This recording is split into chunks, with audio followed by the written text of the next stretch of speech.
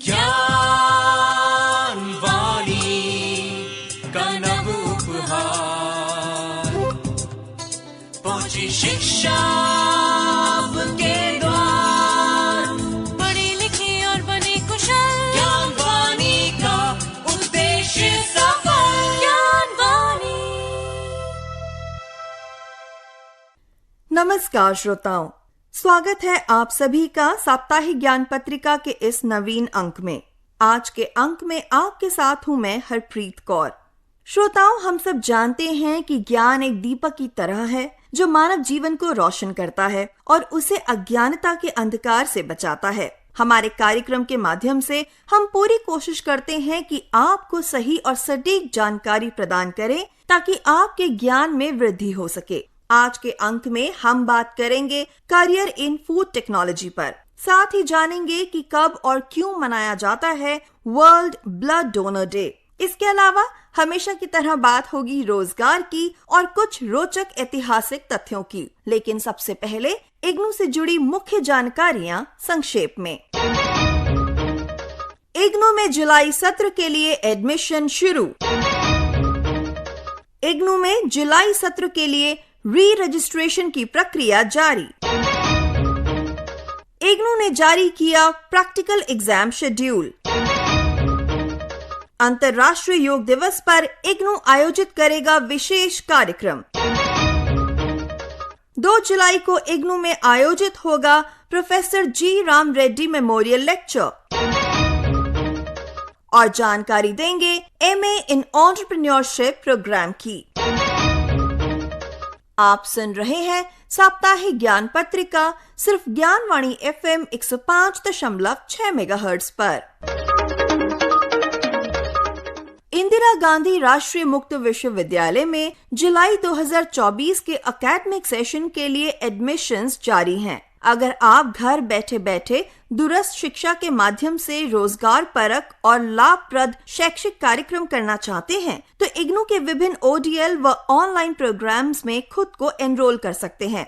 जुलाई cycle में admission लेने के लिए अंतिम तारीख है 30 जून 2024। इग्नू के विभिन्न प्रोग्राम्स और न्यूली लॉन्च प्रोग्राम्स की विस्तृत जानकारी के लिए आप इग्नू की ऑफिशियल वेबसाइट www.ignu.ac.in से प्रोस्पेक्टस डाउनलोड कर सकते हैं। ODL प्रोग्राम्स में खुद को एनरोल करने के लिए आपको ignuadmission.samarth.edu.in पर लॉगिन करना होगा। अगर आप ऑनलाइन प्रोग्राम्स में दाखिला लेना चाहते हैं तो आपको ignuiop.samarth.edu.in पर लॉगिन करना होगा। हम आपको ये बता दें कि ऑनलाइन प्रोग्राम से संबंधित सारी जानकारियां आप iop.ignuonline.ac.in से प्राप्त कर सकते हैं।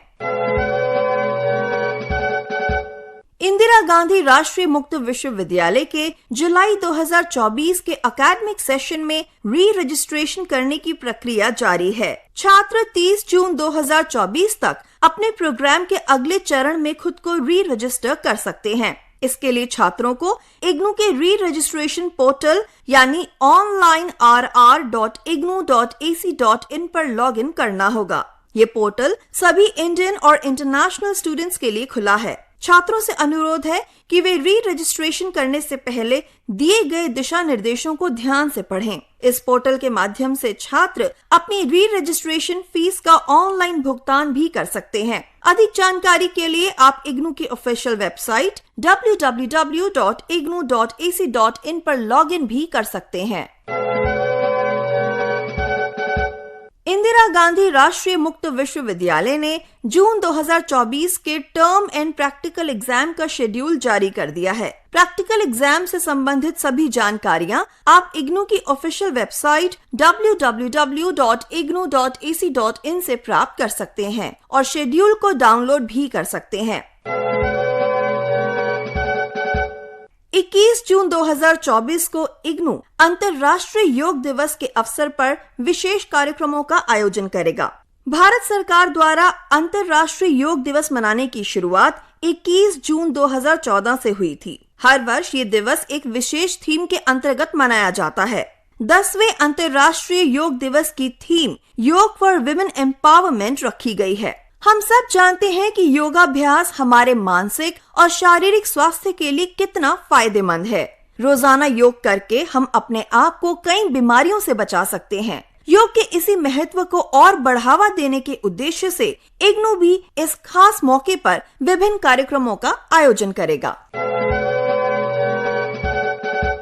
2 जुलाई 2024 को इंदिरा गांधी राष्ट्रीय मुक्त विश्वविद्यालय 29वां प्रोफेसर जी राम रेड्डी मेमोरियल लेक्चर का आयोजन करेगा। प्रोफेसर जी राम रेड्डी ने भारत में मुक्त शिक्षा के प्रचार और प्रसार में विशेष योगदान दिया। वे इग्नू के संस्थापक कुलपति भी थे। उनकी याद में हर साल 2 जुलाई को इग्नू द्वारा स्मृति व्याख्यान का आयोजन किया जाता है। इस वर्ष भी इस व्याख्यान का आयोजन इग्नू के बाबा साहेब अम्बेडकर सभागार से किया जाएगा और इस कार्यक्रम का सीधा प्रसारण इग्नू के radio channel Gyanvani FM, TV channel Gyan Darshan और सोशल मीडिया प्लेटफॉर्म्स पर लाइव स्ट्रीमिंग के माध्यम से किया जाएगा।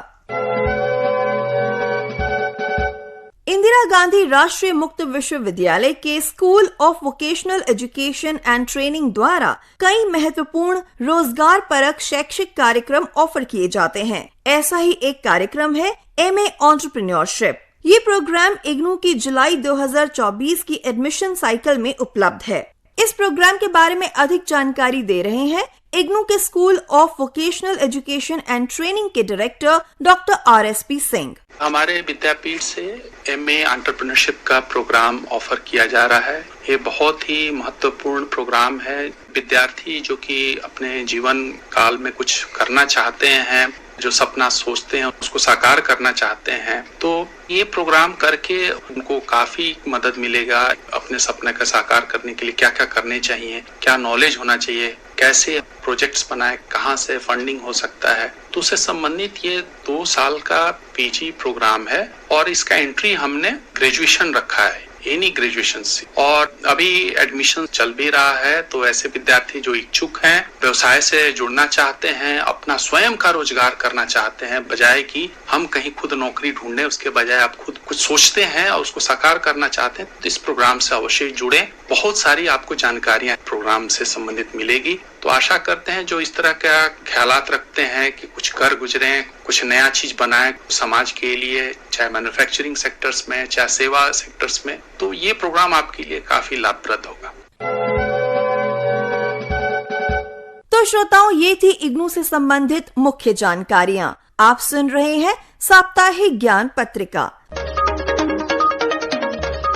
साप्ताहिक ज्ञान पत्रिका में अब समय है हमारे करियर सेगमेंट का, जिसमें हम जानेंगे कि कैसे आप फूड टेक्नोलॉजी के क्षेत्र में अपना करियर बना सकते हैं। श्रोताओं, समय के साथ साथ हमारे खान पान में बड़ा बदलाव आ रहा है। आज के समय में लोग प्रोसेस्ड फूड को ज्यादा पसंद कर रहे हैं। यही कारण है कि फूड इंडस्ट्री का व्यापक स्तर पर विस्तार भी हो रहा है। इस समय फूड एक ऐसी इंडस्ट्री बन चुकी है जो लोगों की खान पान की जरूरत को तो पूरा करती ही है, साथ ही लाखों लोगों को रोजगार भी देती है।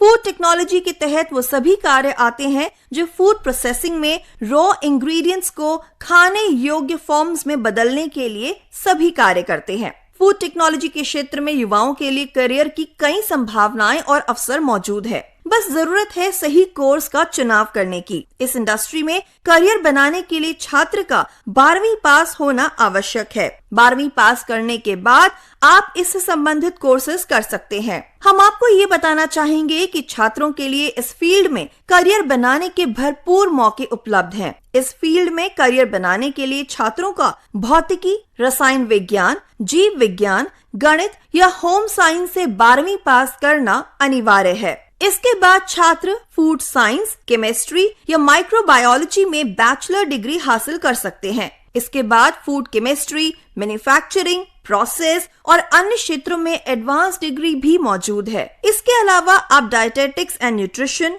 Food science, public health, nutrition में डिप्लोमा भी कर सकते हैं। वहीं ग्रेजुएशन के बाद आप डिफरेंट कोर्सेज में एमएससी भी कर सकते हैं। अगर विस्तार से हम आपको बताएं तो आप BSc food science and technology, MSc biotechnology, MTech in food technology, diploma in food processing, diploma in food preservation and technology आदि जैसे कई कोर्सेज कर सकते हैं। अब बात करते हैं नौकरी की। जी हाँ, फूड टेक्नोलॉजी में कोर्सेज करने के बाद जॉब्स के कई ऑप्शंस मौजूद हैं। छात्र इस फील्ड से जुड़ी food processing unit, hotels, retail companies, agri products बनाने वाली कंपनीज में जॉब हासिल कर सकते हैं। इसके अलावा ऐसे प्रोफेशनल्स की जरूरत उन सभी लेबोरेटरीज में भी पड़ती है जहां पर खाद्य वस्तुओं पर रिसर्च की जाती है और संरक्षित करने का कार्य किया जाता है। इन सब के अलावा आप इन कोर्सेज में पीएचडी करके टीचिंग के क्षेत्र में भी अपना करियर बना सकते हैं। तो श्रोताओं, ये था हमारा आज का करियर सेगमेंट जिसमें हमने जाना कि किस तरीके से आप फूड टेक्नोलॉजी के क्षेत्र में अपना करियर बना सकते हैं। आप सुन रहे हैं साप्ताहिक ज्ञान पत्रिका सिर्फ ज्ञानवाणी एफएम 105.6 मेगाहर्ट्ज पर। करियर के बाद अब बात करते हैं रोजगार की। स्टेट बैंक ऑफ इंडिया में ट्रेड फाइनेंस ऑफिसर्स के 150 पदों के लिए आवेदन आमंत्रित किए गए हैं। आप इन पदों के लिए 27 जून 2024 तक आवेदन कर सकते हैं। अधिक जानकारी के लिए लॉग इन करें www.sbi.co.in पर। The nuclear power corporation of India limited Mumbai में असिस्टेंट ग्रेड 1 के पदों के लिए आप आवेदन कर सकते हैं। अधिक जानकारी के लिए आप लॉग इन करें npcilcareers.co.in पर। हम आपको बता दें कि आप इन पदों के लिए 25 जून 2024 तक आवेदन कर सकते हैं। पटना हाई कोर्ट में ट्रांसलेटर्स और ट्रांसलेटर कम प्रूफ रीडर के पदों के लिए आवेदन आमंत्रित किए जा रहे हैं। आप इन पदों के लिए 30 जून 2024 तक आवेदन कर सकते हैं। अधिक जानकारी के लिए लॉग इन करें phc-recruitment.com पर। तो श्रोताओं, ये थी रोजगार से संबंधित जानकारियां। आप सुन रहे हैं साप्ताहिक ज्ञान पत्रिका। साप्ताहिक ज्ञान पत्रिका में अब समय है हमारे segment history of the week का, जिसमें हम आपको बताएंगे कुछ रोचक ऐतिहासिक तथ्यों के बारे में। 9 जून 1964 को जय जवान जय किसान का नारा देने वाले श्री लाल बहादुर शास्त्री भारत के दूसरे प्रधानमंत्री बने। 10 जून 1986 का दिन भारतीय क्रिकेट के लिए ऐतिहासिक रहा। इस दिन पहली बार भारतीय क्रिकेट टीम ने इंग्लैंड के लॉर्ड्स क्रिकेट मैदान पर खेले गए टेस्ट मैच में जीत हासिल की। 11 जून 1935 को एफएम के आविष्कारक अमेरिकी electrical engineer Edwin Howard Armstrong ने पहली बार एफएम का प्रसारण किया। 12 जून 2002 को अंतर्राष्ट्रीय श्रम संगठन यानी इंटरनेशनल लेबर ऑर्गेनाइजेशन के द्वारा बाल श्रम के खिलाफ लड़ने के प्रयासों पर ध्यान देने और शामिल होने के लिए बाल श्रम के खिलाफ विश्व दिवस का शुभारंभ किया गया। 14 जून 2004 को पहली बार विश्व रक्तदाता दिवस मनाया गया और 15 जून 1667 को सर्वप्रथम पूर्ण रूप से दस्तावेजीकृत मानव रक्तदान डॉक्टर जीन बैप्टिस्ट डेनिस द्वारा किया गया। उन्होंने एक भेड़ का रक्तदान 15 वर्षीय लड़के में किया जो रक्तदान के बाद भी जीवित बच गया। तो श्रोताओं, ये थी बीते सप्ताह के इतिहास से जुड़ी कुछ महत्वपूर्ण जानकारियां और इन्हीं सब के कारण रहा बीता सप्ताह इतिहास में खास। आप सुन रहे हैं साप्ताहिक ज्ञान पत्रिका। साप्ताहिक ज्ञान पत्रिका में अब समय है हमारे स्पेशल सेगमेंट का, जिसमें आज हम बात करेंगे वर्ल्ड ब्लड डोनर डे के बारे में, यानी विश्व रक्तदाता दिवस के बारे में।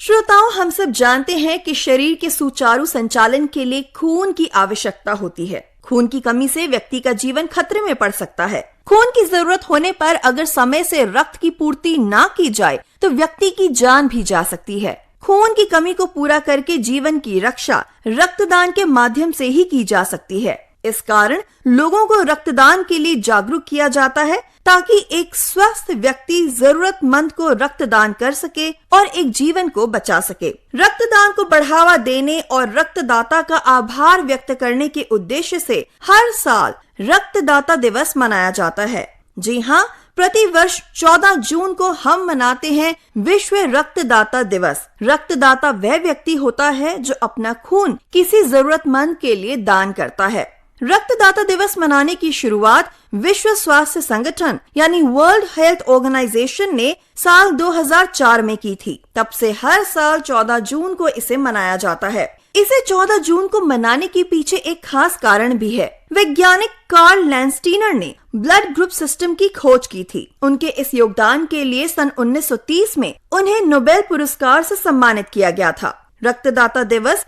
वैज्ञानिक कार्ल लैंडस्टीनर को समर्पित है, जिनका जन्मदिन 14 जून को होता है। तो श्रोताओं, ये था हमारा आज का स्पेशल सेगमेंट जिसमें हमने बात करी वर्ल्ड ब्लड डोनर डे के बारे में और ये जाना कि आखिर क्यों ये दिन मनाया जाता है 14 जून को।